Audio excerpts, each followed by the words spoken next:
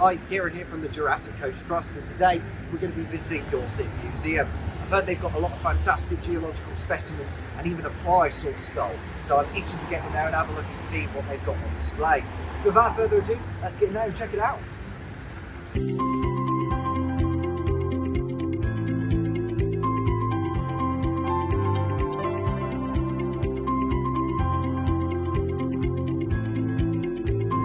So I do believe this is where the geology exhibit is. That's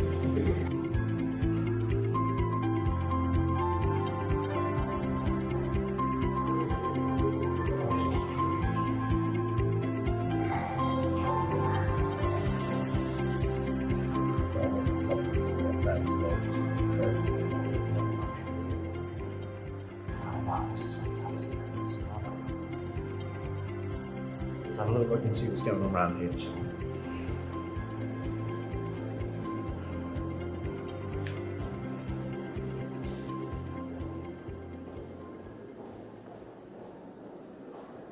What it looks like we got here is some Megalosaurus footprints, which is really cool. You may remember from one of my previous videos that I did about Megalosaurus, is that there is a Megalosaur that was found in Dorset called Derivinator, and although the Megalosaurus, which was the first dinosaur ever to be named in scientific literature, wasn't actually found here in Dorset, there are other Megalosaurs which were. Now, this is what I've been really looking forward to see. This is fantastic. Look at this.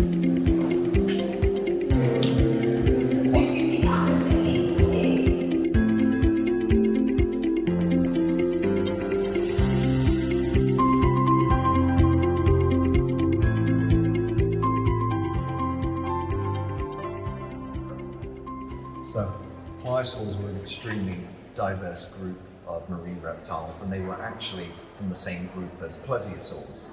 There are three different kinds of plesiosaurs. There's the short-necked plesiosaurs, the long-necked plesiosaurs, which are elasmosaurs, and then you've got the extremely short-necked plesiosaurs, which are the pliosaurs. And pliosaurs were literally massive crocodiles with flippers instead of hands. They would have preyed on other plesiosaurs as well, and ichthyosaurs, anything that can get these massive jaws around. And they would have had one of the strongest bite forces of any animal ever to live on our planet. I mean, just look at the size of the teeth of this thing as well.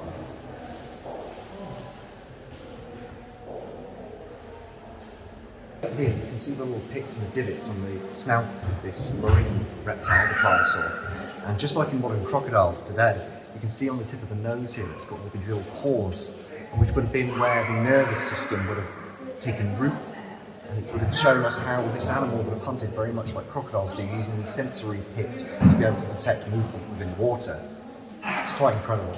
And what's really, really cool is, because this pliosaur obviously is not complete, the brown parts here are they're composite. They've been filled in where parts of the skeleton were missing, so they've sculpted and made the parts that were missing, and what a fantastic job of it they've done as well.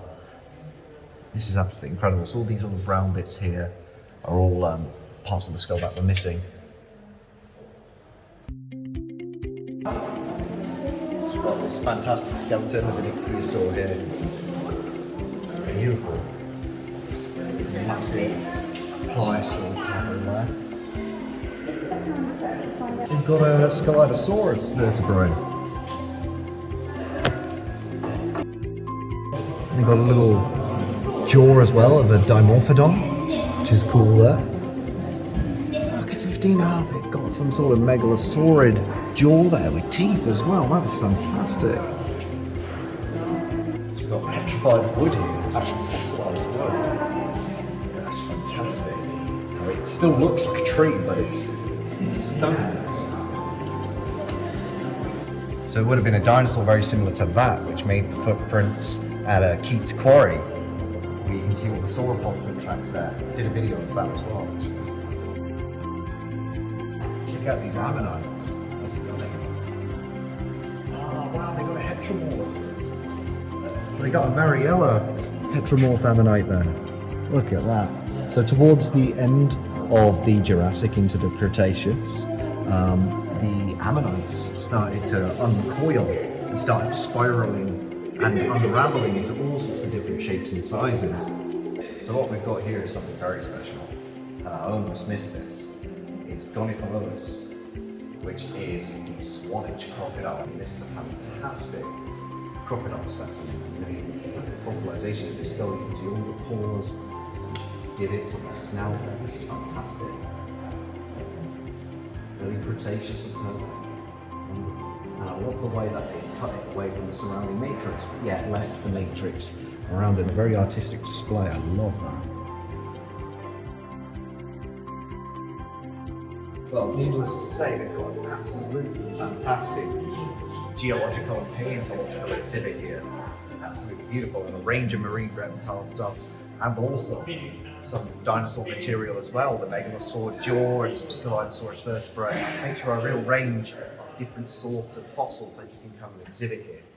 Although my personal favourite, I love the heteromorph Ammonite, and everything here, that is really cool. I do like that. So, I've been lucky enough that one of the collection managers here, called Kat, has invited us to go backstage to have a little look and see some of the other geological and paleontological specimens that they haven't got to show for the public, but they've got in the collections. So we're going to go down there, meet up with Kat, and see what's out there. Let's go. Welcome to the Collections Discovery Centre. Thank you very much. This is where we are currently planning to store most of our collection. At the moment, a lot of things are stored off-site, so although so if you'd like to follow me up here. Wow. These are some remains of, I believe, Pliosaurs and Ichthyosaurs. It's about 18 to 21 degrees, and this also enables us to make sure that the humidity levels stay between 45 and 55%, particularly for geology. Too low, so probably anything less than about 35%, and they lose essential moisture, which can cause cracking, which is not good. And then anything above about 65% can be detrimental in terms of certain minerals reacting, and mold can start growing if it gets too high. Of course. We need to be very careful, and we've got these little yellow tiny tags which keep a track of what's going on in terms of the temperature and humidity, so we can keep that. We need to be very careful in terms of regulating that. So yeah, I believe this is big footprint. Yeah. It's like a tridactyl footprint. Yeah. That sounds fantastic. And then obviously so the one upstairs is the cast of this one. Yes, so that's very cool. That is very cool. I like that. So what it looks like then is that's the original bones, but it's been placed into an artificial matrix. Yes. Yeah. I think I might move this out if that's all right. Yeah, sorry, absolutely. and then you can. No problem.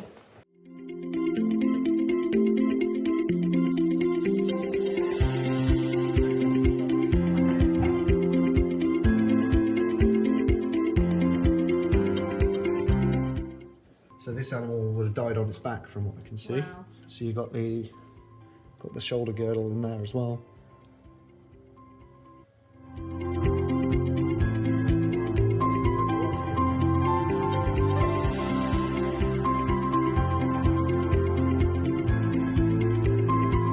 Wicked.